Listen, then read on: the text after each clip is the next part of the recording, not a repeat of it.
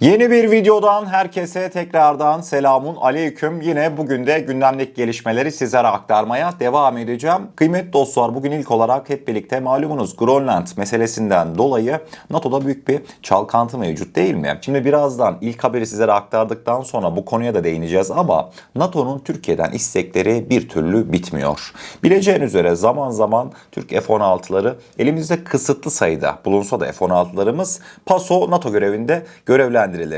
Kıymetli dostlar, son olarak da NATO'nun Baltık Hava Polisliği görevi için Türk F-16'ları planlanandan yaklaşık 6 ay önce NATO görevine çağrılmış. Detaylar bir karşımıza gelsin. Kıymetli dostlar, Bloomberg'e göre NATO Baltık Hava Polisliği görevi kapsamında Türkiye'den F-16 savaş uçaklarını 2026 yılında planlanandan aylar önce görevlendirmesini talep etmiş. Konuya yakın kaynakların aktardığına göre bu adım ittifakın Rusya kaynaklı hava sahası ihlallerine karşı savunma önlemlerini artırdığı bir dönemde gündeme gelmiş. Bloomberg konuşan kaynaklara göre NATO'nun önerisi Türk F-16'larının Ağustos-Aralık 2026 döneminde Estonya'da 4 ay süreyle konuşlandırılmasını içeriyormuş. Türkiye'nin ise halihazırda Aralık 2026, Mart 2027 tarihleri arasında Romanya'da hava polisi görevini üstlenmesi planlanıyordu. Mevzunun özetini şu şekilde açıklayayım kıymetli dostlar. Bu NATO'nun hava polisi devriyesi faaliyetleri Türkiye'ye yıkılmak isteniyor aslında bir nevi. Normal şartlarda Aralık 2026'daki bizim görevimiz Ağustos 2026'ya çekilmek isteniliyor. Şimdi bunun sebebi özellikle de bugün oldukça dikkat çekici. Niye Ağustos ayında Türk F-16'ları Estonya'da olsun istiyor biliyor musunuz NATO? Çünkü NATO hangi ülkeden savaş uçağı istediyse o ülke kendince bir bahane öne sürmüş. Mesela Yunanistan. Normal şartlarda Yunanistan'ın bu görevi yapması planlanıyormuş. Fakat Yunanistan özellikle de işte neymiş efendim? Rusya'da devam eden bir savaş var. Ukrayna çatışması. Devamında ben F-16'larımı Ege Denizi'nde, Adalar Denizi'nde uçuruyorum demiş. Görevi hemen kaytarmış. Devamında işte Almanya, Fransa, bunların hepsi biz işte burada Rusya ile boğuşuyoruz. Bundan dolayı biz kendi savaş uçaklarımızı NATO görevine vermeyiz. Estonya hava sahasını savunmayız demiş. Kıymetli dostlar, burada belirtmek istediğim bazı şeyler var. Bileceğiniz üzere Türkiye'nin F-16 filosu çok mu güçlü? Hani dedim ya sizlere, zaten sayılı miktarda 250 küsür F-16 var elimizde aktif operasyon olarak kullanılabilen. Amerika Birleşik Devletleri'nden de F-16 Blok 70 talebimiz vardı hatırlayacağınız üzere. Bu konuda bir gelişme var mı? Yok. Biz ne yapacağız? NATO'nun fedaisi konumuna düşeceğiz doğal olarak. Eğer ki böyle bir gelişme kabul edilirse herkesin saçma sapan bahaneler sunmuş olduğu ortamda Türk F-16'ları yine NATO için feda edilirse gerçekten de bu büyük bir çıkmaz olur. Yani şimdi ben rakamlara da baktım. Türk Silahlı Kuvvetleri 2025 yılı içerisinde 150 bin saat uçuş icra etmiş. Bunun hepsi NATO görevi değil. Fakat büyük bir kısmı kesinlikle ama kesinlikle NATO göreviydi. Örnek veriyorum, İtalyanlar, İngilizler, Fransızlar kaç saat NATO göreviyle havada uçmuş değil mi? Onlara da baktığımda 3000-5000 saat. Yunanlardan ses soluk yok. Yunanlılar teknik kapasite yetersizliğinden ötürü bu görevlere hiç girmiyorlar. Yani işin özeti, bizim savaş uçaklarımızı NATO eskitiyor. Fakat NATO ve Amerika'dan gidip de savaş uçağı istediğimizde, F-16 savaş uçağı istediğimizde beklediğimiz cevapları alamıyoruz. Bu bence kıymetli dostlar önemli bir konu. Kaldı ki ortalıkta NATO diye bir şey de kalmayacak büyük ihtimalle. Bir de işin böyle bir boyutu var. İkinci konu başlığımızı Grönland mevzusuna bir değinmek isteyeceğim. Bileceğiniz üzere ABD Devlet Başkanı zaten 2019'da sinyallerini vermişti. Trump bugüne geldiğimizde iyice ben Grönland'a çökeceğim diyor. Açık açık Trump. Gerekirse ordu asker kullanarak. Bugün mesela Almanya Başbakanı Merz, Trump'ın Grönland'la ilgili güvenlik endişelerini paylaştığını ve bir çatışma değil NATO temelli bir çözüm istediğini söylemişti.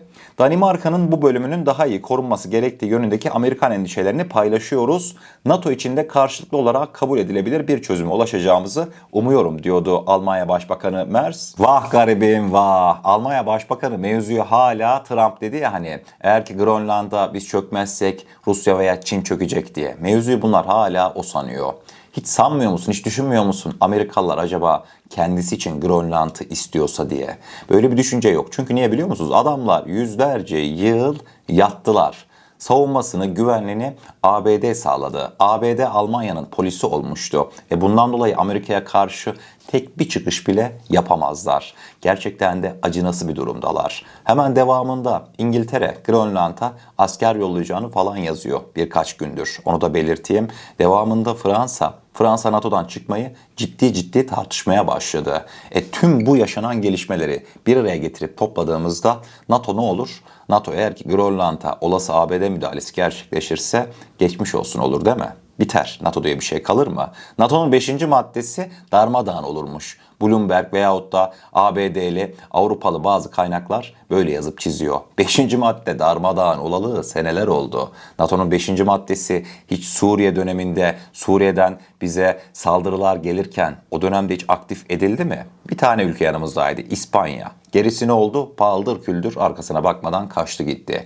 Yok efendim neymiş işte Suriye toprağı Türk toprağı değilmiş de ondan dolayı 5. madde aktif edilmezmiş. Ulan Türk topraklarına her gün havan düştü. Anladınız mı? İşlerine geldiği gibi davranıyorlardı. Bundan sonra da biz işimize geldiği gibi davranmalıyız. Hemen devamında özellikle dün Trump Grönland'la bildiğimiz dalga geçmişti. Hani Danimarka'na şimdi simgesel bir hani kızağa çeken 7-8 tane Sibirya kurdu benzeri köpekleri vardır. 2 tane de asker o kızağın arkasına biner. Güya işte Grönland'da devreye atarlar ya. Trump bunlarla dalga geçti ya. Grönland'ın savunması 2 tane köpek kızağından ibaret dedi. Yani kıymetli dostlar arkasındaki kadın da gülüyordu yani. Dalga geçer gibi açıklamalar yapıyordu. Ciddiye alan yok. Anladınız mı? Kendi savunmanıza, kendi güvenliğinize önem vermezseniz bu şekilde gelir adam toprağınıza çökeceğim der ve siz ağzınızdan tek bir kelam dahi söyleyemezsiniz. Bugüne geldiğimizde Danimarka'nın elinde güya F-35'ler var. Siz sanıyor musunuz ki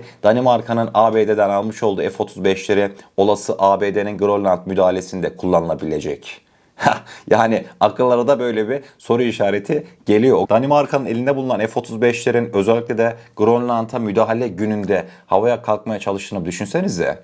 Abi bizim işte şöyle sayfaları karıştırırlar. Bizim pasaport neydi bu hafta? Pasport gelmedi, şifre gelmedi, sen uçağı kaldıramazsın. Anladınız mı? Gerçekten de bambaşka bir yere doğru şekilleniyor dünya. Hazırlıklı olmamız şart. Şükür ki biz Türkiye olarak zaten önlemimizi çok önceden aldığımızdan dolayı birazcık daha rahatız. Yani komedi gibi açıklamalar. Hiç kimse Amerika'ya karşısına almak istemiyor. Adamlar günün sonunda ben sizlere diyeyim tamam Amerika bari alsın Grönland'ı da sıra artık Berlin'e sıra artık Paris'e gelmesin diyecekler. Akabinde tabi Rusya'da bu yaşanan gelişmeleri büyük bir mutlulukla seyrediyor. Yani açık konuşmak gerekirse Rusların hiçbir zaman belki de bulabileceği böylesine bir fırsat yoktu. Mesela bugün Medvedev bileceğiniz üzere Putin'in kankisidir. Rusya Güvenlik Konseyi Başkan Yardımcısı Dmitri Medvedev diyordu ki bugün Trump acele etmelidir. Doğrulanmamış bilgilere göre birkaç gün içinde ani bir referandum düzenlenebilir Grönland'da ve Grönland'ın 55 bin sakini Rusya'ya katılmak için bir oy kullanabilir ve sonra her şey biter diye Medvedev resmen dalga geçmiş. Rusların referandumu ünlüdür, onu belirteyim. Mesela Donetsk bölgesinde veyahut da daha öncesinde Kırım bölgesinde Ruslar hep bir referandum yapmıştı. Daha sonrasında gariptir %85-90 herkes Rusya'ya katılmak istediğini belirtir referandumlarda. Taktik şudur: İlk başta askerlerini bir bölgeye yollar Ruslar. Daha sonrasında ani acele bir referandum hop oldu bitti. İşte buranın halkı Rusya'ya katılmak istiyor der. Mevzu kapanır. Medvedev de diyor ki biz referandum yaptıktan sonra eğer ki sen ABD başkanı olarak Grönland almaya çalışırsan işte o zaman iş işten geçer diyor. Biz oraya müdahale etmeden sen kendi başının çaresine bak diyor. Yani ne diyor biliyor musunuz? Trump hiç bekleme. Grönland'a direkt dal. Orayı ilhak et. Zaten bu yaptığın şey NATO'nun dağılmasına sebep olur. Avrupa ile Amerika'nın arasını açar ve daha sonrasında Avrupa ile Amerika'nın arası açılırsa bu kimin işine yarar? Rusya'nın. Çünkü sahipsiz kalan bir Avrupa ne yapar? Tabii ki de Rusya'ya yem olur değil mi? Planlar bu şekilde ve takır takır da işleyecek gibi duruyor. Devamında kıymetli dostlar bugün ikinci konu başlığımıza geldiğimizde bundan yaklaşık günler önceydi. 3-4 gün önce falandı. Sizlerle bir haberi paylaşmıştım. Yine bir Bloomberg iddiasıydı. Bloomberg diyordu ki Suudi Arabistan ve Pakistan arasında imzalanan savunma paktının benzerine Türkiye'de katılacak ve NATO'nun 5. maddesi gibi bir madde ortaya çıkartılacak. Yani İslam NATO'su benzeri bir oluşum kurulacak ve üyelerden herhangi bir tanesine yapılan saldırı tüm üye ülkelere yapılmış sayılacak diye bir haber aktarmıştım. Hatırladınız değil mi? İşte kıymetli dostlar, bugüne geldiğimizde Hint basınında bu konunun yankıları yavaş yavaş başladı. Görmüş olduğunuz haber başlığı India Today'e aitti. Bizzat Hindistan basınıdır. Diyordu ki Türkiye, Pakistan, Suudi Arabistan ortaklı Müslüman NATO'ya katılmak için görüşmeler yürütüyor. Hindistan bu durumdan endişe duymalı mı diyordu. Haberin detaylarına indiğimizde özellikle de Hindistan ve Pakistan arasında yaşanan çatışmalarda Türkiye'nin Pakistan'a elinden gelen tüm desteği verdiğinden bahsetmekteydi Hindistan basını. Şu kısım ise oldukça dikkat çekiciydi. Hindistan Hava Kuvvetleri Emekli Hava Marşali Enil Kupri'ye göre Türkiye'nin Pakistan-Suudi Arabistan savunma çerçevesine olası girişi doğrudan bir askeri tehdit oluşturmasa bile Hindistan için Hindistan'ın güvenlik ortamını karmaşıklaştıracaktır. Hindistanlı general Pakistan, Türkiye, Suudi Arabistan üçlüsünün sadece Hindistan için değil birçok başka ülke içinde ciddi zorluklar yaratacağını belirterek eğer gerçekten bu üçlü ittifak gerçekleşirse Hindistan, İsrail, Ermenistan ve Kıbrıs gibi ülkeler ciddi şekilde zorlanacaktır. Hatta tehdit bile edilecektir diye yazıyordu. Evet kıymetli dostlar, Hindistan basınından da sonunda beklediğimiz kokular gelmeye başladı. Şimdi haberde üçlü bir ittifaktan bahsediliyordu ve görüşmelerin bayağı da bir ilerlendiğinden bahsediliyordu. Yani ciddi böylesine bir adımın yakın bir zaman içerisinde atılabileceği yazıp çiziliyordu. Yani kıymetli dostlar, şunu belirtmek istiyorum. Tabii böyle bir gelişme yaşanınca herkesin aklına şu geldi.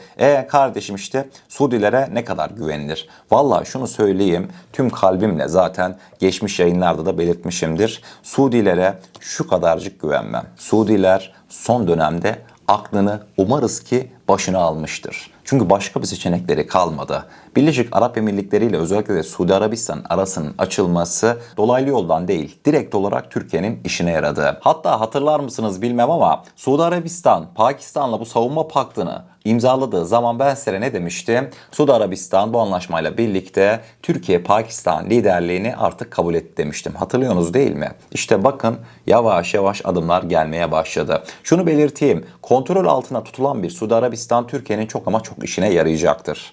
Kontrol altında tutulabilen. Suudi halkının gözünde zaten Türkiye'nin rolü hiçbir zaman tartışmasız hep iyimserdir. Ama Suudi yöneticilerin Amerika'ya karşı bağlılıkları da göz önüne alındığında kontrollü bir Suudi Arabistan hem Türkiye'nin hem Suudi Arabistan işine yarayacaktır. Gerek Pakistan'daki nükleer teknoloji, gerek Türkiye'nin son dönemde artık dillere destan insansız hava aracı veyahut da elektronik harp sistemleri, yani askeri teknolojisi Suudi Arabistan'ın ekonomisiyle, Suudi Arabistan'ın parasıyla desteklendiğinde ben size diyeyim hayal dahi edemeyeceğimiz şeyler olur. İttifağa başka ülkeler katılır mı? Tabii ki de katılacak. Siz sanıyor musunuz ki böyle bir ittifak gerçekten oluşursa Katar dışarıda kalacak veya diğer İslam ülkeleri dışarıda kalacak? Mısır dahi kapımıza gelecek, ben size söyleyeyim. Ama bu ittifakın kurulması benim açımdan oldukça önemli. Suudi Arabistan kontrol edilecek. Altını çiziyorum. Devamında tabii bazı yorumlar da oldu. İşte kardeşim Azerbaycan'ı niye dışarıda tutacağız? Azerbaycan'la zaten bizim böyle bir anlaşmamız var ki. Türkiye'nin NATO ülkeleri dışındaki hani 5. madde benzeri, işte ona yapılan saldırı bana yapılmıştır benzeri tek bir tane anlaşması var, o da Şuşa beyannamesi. Hatırlayın, zaten Türkiye ile Azerbaycan bu konuda bir anlaşma imzalamıştı. Bundan dolayı Azerbaycan bu konuşulanların dışında tutuldu. Onu da belirtmek isterim diyorum ve bugünkü haberlerimizin sonuna gelmiş oluyoruz. Eğer kanalımıza ilk defa gelmekteyseniz kanalımıza abone olarak bizlere destek olabilirsiniz. Videomuzu gerçekten beğenmişseniz aşağıda bulunan beğen butonuna basarsanız bizleri oldukça mutlu edersiniz. O zaman ne diyelim? Kendinize çok iyi bakın. Allah'a emanet olun. Her şey istediğiniz gibi olsun. Sağlıcakla.